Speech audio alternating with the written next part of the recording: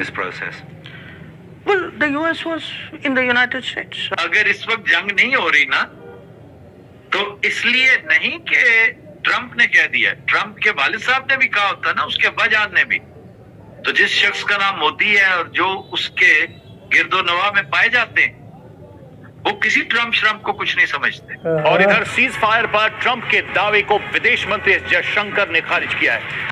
उनको कोई रोक नहीं सकता, और कोई ट्रंप जो दिन में 70 दफा ये कहते हैं कि जी ये कौन ट्रंप कौन होता है। इंडिया ने जो किशन गंगा डैम है उसके थ्रू नीलम रिवर में पानी जो है वो रोक दिया।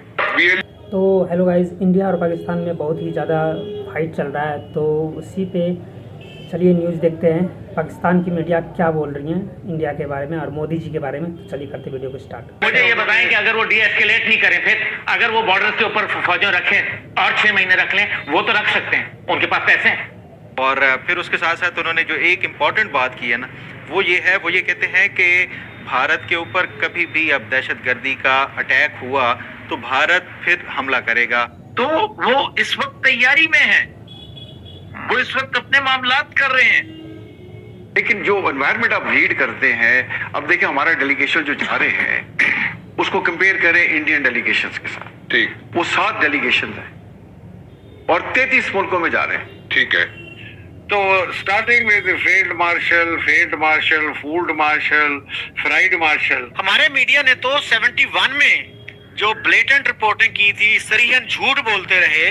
नरेंद्र मोदी उनकी तरफ से ये खिताब इस बात की अक्कासी करता है कि पाकिस्तान और हिंदुस्तान अभी भी जंग के धाने पर मौजूद है। जय हिंद दोस्तों, a very warm welcome to Hindustan special channel. विदेश मंत्री एस जयशंकर ने एक डच चैनल को दिए इंटरव्यू में भारत और पाकिस्तान के बीच अमेरिका की मध्यस्थता के दावे को खारिज कर दिया है। उन्होंने कहा कि पहलगाम में आतंकी हमले का मकसद धार्मिक उन्माद पैदा करना था। पाकिस्तानी सेना प्रमुख कासिम मुनीर एक धार्मिक कट्टरपंथी शख्स है। एस जयशंकर ने कहा कि मुनीर ने अपने कई बयानों में इसको जाहिर किया है।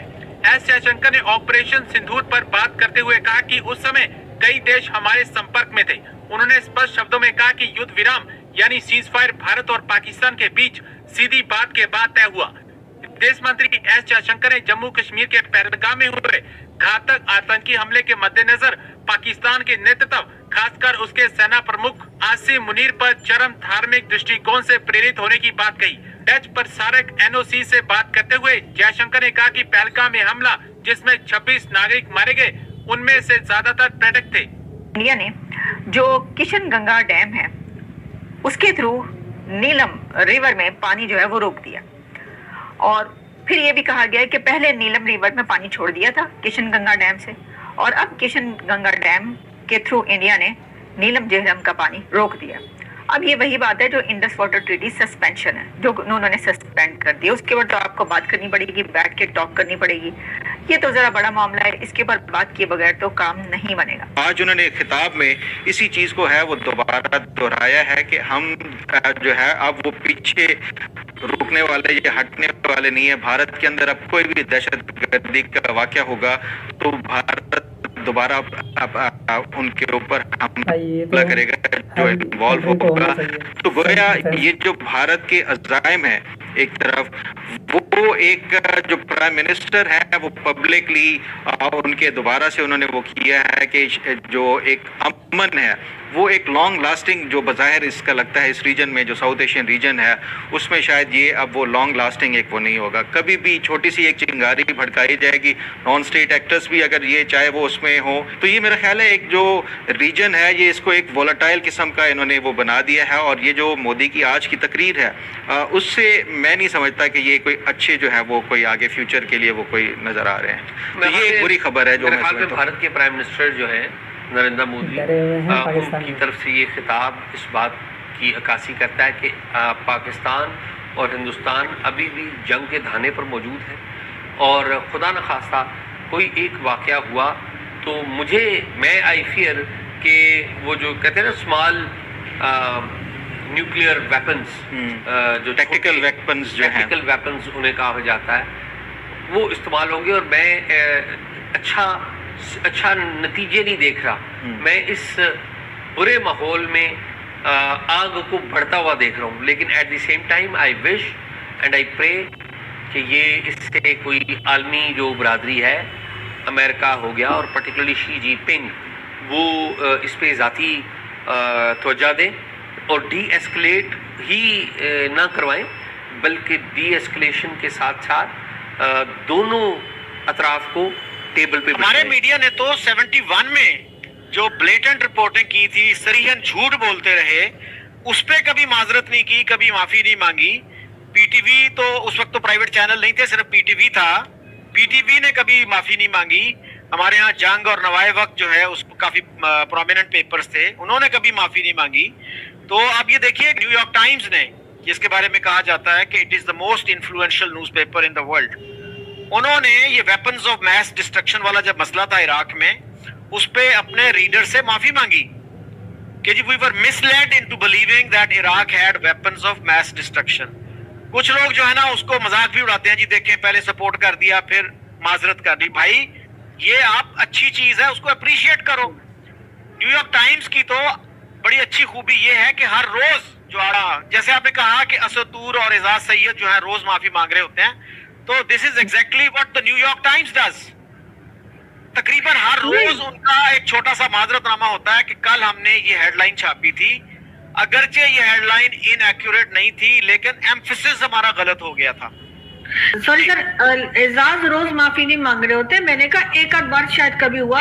असद का मैंने देखा कि असद ने 3-4 बार, तो मैं बल्कि हंस रही थी। मैंने कहा ये क्या है कि ये रोज की ये गलती हो, फिर रोज कहते हैं कि नहीं ऐसा हो गया, तो उनके होता है। लेकिन फिर भी वो उन्होंने कहा, अपनी वीडियो बनाई। जी मेरे ख्याल में तो ये एक अच्छी चीज है कि आपको अपनी गलती का एहसास हो जाए तो उसको मान लेना चाहिए।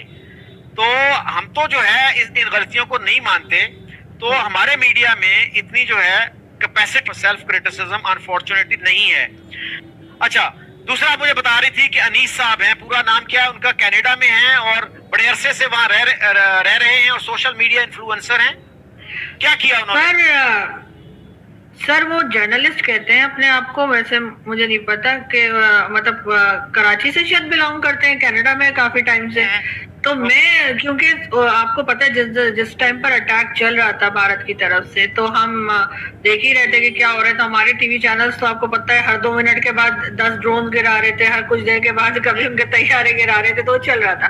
तो मैंने ट्विटर के ऊपर लिख दिया कि अभी 10 ड्रोन और हम गिराने ही वाले थे, मैंने चैनल बदल दिया। उसके बाद मैंने ये लिख दिया कि इतने ड्रोन्स तो भारत ने फेंके भी नहीं है जितने हमने गिरा दिए। वो वहां पर आए और उन्होंने आके कहा कि ये देखो ये पाकिस्तान में बैठ के कैसी बातें कर रही, और इसको कोई देखता नहीं है, इनके ऊपर कोई कार्रवाई या कोई एक्शन नहीं होता। तो मुझे बहुत अजीब लगा। मैंने कहा भाई मैंने ऐसा क्या कह दिया कि आप जिसके ऊपर मेरे ऊपर इतना एलिगेशन लगा रहे हैं, जबकि वो कनाडा में रहते हैं। और कनाडा में रहकर आप मतलब जिसे हम लोग यहाँ पे कहते हैं कि बूथ पॉलिसी है, वहां पर भी पाए जाते हैं। ये मुझे पहली बार पता लगा। लेकिन लोग इस तरह की बातें कर रहे थे। सर हमारा मीडिया भी जिस तरह खबर दे रहा था, और ये बात तो सही है कि इंडिया के जो न्यूज़ रिपोर्टर थे थोड़ा बहुत मिस कर दिए, कुछ ज़्यादा बोल दिए कि लाहौर तक इंडिया के सेना पहुंच गई। तो ये सब अगर बोले थे तो सरकार से माफ़ी मांगने बोला तो वो माफ़ी भी मांग ली, चलो इतना तो कर लिया। पाकिस्तान तो जब से 1947 में जब पाकिस्तान बना उस वक्त से लेके अभी तक झूठ ही बोल रहा है।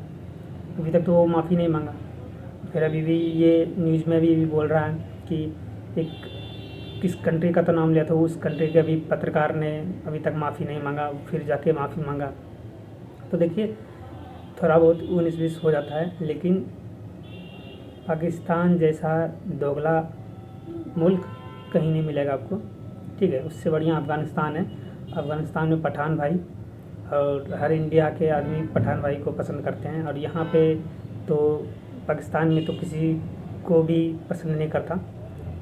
और बात रही हमारी बॉलीवुड तो कुछ बोलते नहीं, वो मुंह में क्या पता नहीं क्या लेके बैठे रहते हैं। तो मैं चाहता हूँ कि शांति तो दोनों तरफ से बना रहे, अगर नहीं बना रहेगा तो फिर मोदी है। अब मोदी जब जाएगा तो उसके बाद योगी आएगा। योगी तो जानते हो, वो तो इतना भी बर्दाश्त कर लिया, सिंसायर पे मान भी गया। वो तो मानता भी नहीं, वो तो आधा पाकिस्तान ख़त्म करके ही मानता, ठीक है। योगी आधा पाकिस्तान ख़त्म कर देता उसके बाद ही मानता वो। तो कोई नहीं, जब तक करना है कर लो। अगर योगी आ गया तो वो तो पूरा आधा पाकिस्तान ख़त्म ही कर देगा। बलूचिस्तान अब इस बार बना, बलूचिस्तान में बना के ही रहता वो। तो आप अपने आतंकवादी को सही से ट्रीट करो, ठीक है। उसको कहीं और ना भेजो, वो अपने मुल्क में उसको रोज़गार दो, ठीक है। कुछ रुपये के लिए इंडिया में मत भेजो तो अच्छा रहेगा, नहीं तो फिर इंडिया तो ठोकेगा ही। और अब सिर्फ उसको नहीं ठोकेगा, अब पाकिस्तान को भी इलाज स्टार्ट हो गया है। ऑपरेशन सिंदूर स्थगित नहीं हुआ है, वो अभी चालू ही है। तो कब पहलैया चालू होगा पता नहीं। तो अच्छा से रहना और सही से रहना। चलो ठीक है।